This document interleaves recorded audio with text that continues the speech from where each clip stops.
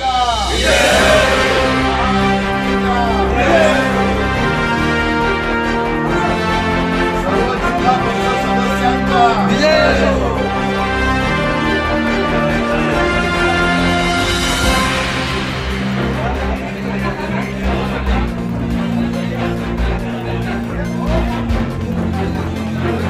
आपल्या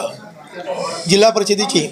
समोरच्या 2.5 वर्षासाठी निवडणूक होती आणि आजच्या या निवडणुकीमध्ये महायुतीचे एकूण 40 लोक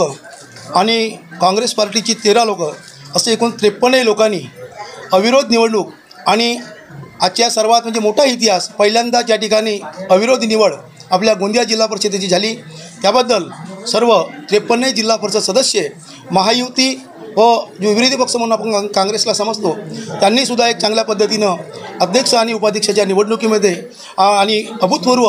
म्हणजे सहकार्य केलं। त्याबद्दल सर्वांचं या ठिकाणी अभिनंदन आहे आणि त्यांचं स्वागत करतो आणि अध्यक्ष म्हणून त्यांचं आभारसुद्धा या ठिकाणी व्यक्त करतो। आणि या ठिकाणी अध्यक्षपदी मला त्यांनी विराजमान केलं, सोबतच माझ्या जी जबाबदारीसुद्धा ही मोठ्या प्रमाणात वाढलेली आहे आणि या जबाबदारीच्या माध्यमातून आपल्या जिल्ह्यातील शेवटच्या घटकाच्या पर्यंत जिल्हा परिषदेच्या माध्यमातून ज्या काही योजना आहेत त्या कशा पद्धतीनं पोहोचतील याच्यासाठी आपण चांगल्या पद्धतीने विचार करू आणि जुन्या ज्या काही योजना आहेत त्यासुद्धा आपण सुरू ठेवू आणि चांगल्या पद्धतीच्या सगळ्यांना 53 लोकांना घेऊन आपण विकास करूया असं या ठिकाणी आश्वासनसुद्धा करतो।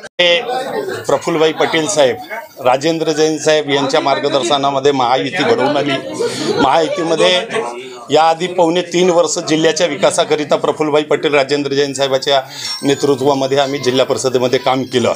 आणि त्याचप्रमाणे आत्ता पुन्हा मला उपाध्यक्ष म्हणून प्रफुल्लभाई पटेल साहेब राजेंद्र जैन साहेबांनी संधी दिली।